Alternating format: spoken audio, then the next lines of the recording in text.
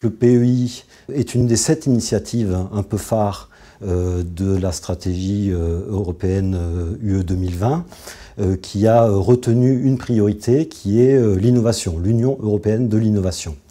Et à ce titre, elle propose un dispositif un peu innovant qui est le partenariat européen pour l'innovation et dont l'objectif principal est de réunir autour de réseaux multi-acteurs, de partenariats multi-acteurs, plusieurs acteurs autour d'une même problématique pour faire émerger de l'innovation. Alors ça consiste d'une part à échanger autour de pratiques, autour de l'économie de la connaissance, l'état des lieux de la connaissance, mais également de développer de l'innovation, de nouvelles idées, et ensuite de les transférer, de les mettre en pratique.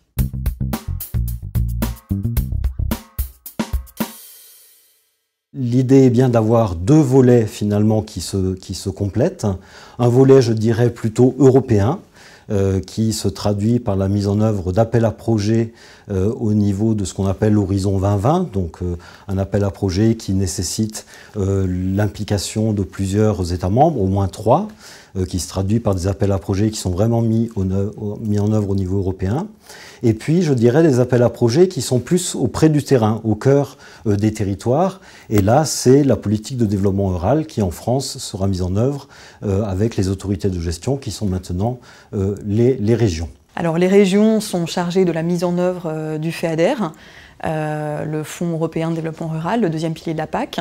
Elles sont, à ce titre, autorités de gestion des programmes de développement ruraux régionaux, dans lesquels s'inscrivent le partenariat européen d'innovation et donc les programmes de développement ruraux régionaux vont permettre de cofinancer les groupes opérationnels du partenariat européen d'innovation, qui est la forme concrète que prendra ce partenariat européen d'innovation en région. Un groupe opérationnel du PEI, c'est un partenariat entre des acteurs, entreprises du secteur ou acteurs du développement, et des chercheurs.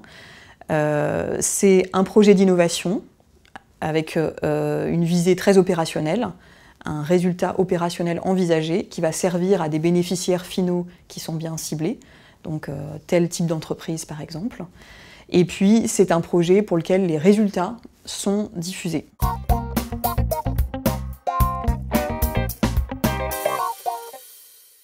Ce dispositif de partenariat européen pour l'innovation, qui se décline en région, qui se décline plutôt au niveau international en Europe, il est particulièrement intéressant dans le cadre des politiques publiques qui sont conduites en faveur de l'agroécologie, parce qu'elle a vocation à rassembler les acteurs de terrain et les acteurs de la recherche académique, et donc à remettre en avant les bénéfices des pratiques, des innovations qui viennent du terrain, et qui donc permettent comme ça d'irriguer d'une manière originale et un peu nouvelle la recherche en matière agronomique, agroalimentaire, vétérinaire et forestière. Les thématiques, par exemple, des appels à projets qui permettront de sélectionner les groupes opérationnels du PEI vont être libres dans chaque région.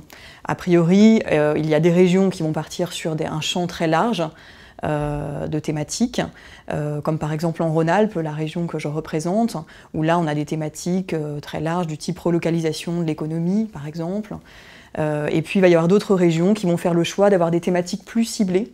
Seuls les projets qui répondront à ces thématiques restreintes pourront être sélectionnés. Donc là, chaque région est vraiment libre.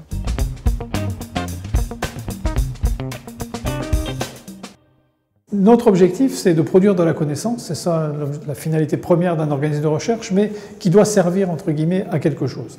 Et ce servir à quelque chose, c'est comment on arrive à transférer des connaissances pour qu'elles soient intégrées, prises en charge par des acteurs économiques, de façon à améliorer l'efficacité économique, l'efficacité environnementale des exploitations, des filières et des acteurs tout au long de ces filières-là. On travaille déjà aujourd'hui avec des acteurs qui se trouvent, entre guillemets, en aval de nous, donc plus proches du marché. On travaille beaucoup avec des instituts techniques agricoles, avec les instituts techniques et les centres techniques dans l'agroalimentaire. On travaille beaucoup avec les entreprises, des entreprises de sélection, des coopératives, des entreprises de transformation. Et c'est autour de ce partenariat que le PEI trouve un intérêt absolument considérable. Les agriculteurs entre complètement dans le dispositif d'élaboration des programmes. On mène même en ce moment, et ça fait un lien aussi avec le PEI, des groupes d'émergence de programmes avec les agriculteurs, avec les industriels, avec les organes de développement, avec tout l'ensemble des partenaires qui peuvent aider à concevoir un programme. Et les agriculteurs sont tout à fait centraux dans le dispositif. Pourquoi ils ont un rôle à jouer ? D'abord, ce seront les utilisateurs finaux, et donc il faut pouvoir écouter leurs attentes, écouter aussi leurs freins à l'adoption, leurs freins au changement.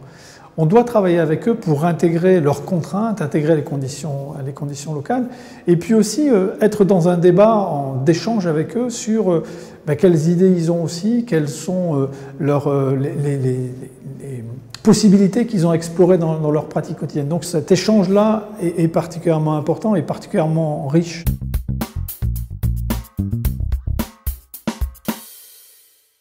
Dans une problématique de mise en réseau des acteurs, il est essentiel que les acteurs régionaux puissent se parler, que les groupements opérationnels sélectionnés dans une région puissent parler à d'autres groupes opérationnels sélectionnés dans une autre région sur une même thématique par exemple, et d'où l'idée d'avoir une animation nationale autour du PEI, du Partenariat européen pour l'innovation, pour permettre justement des échanges thématiques entre des groupes opérationnels et également assurer le lien avec le niveau européen.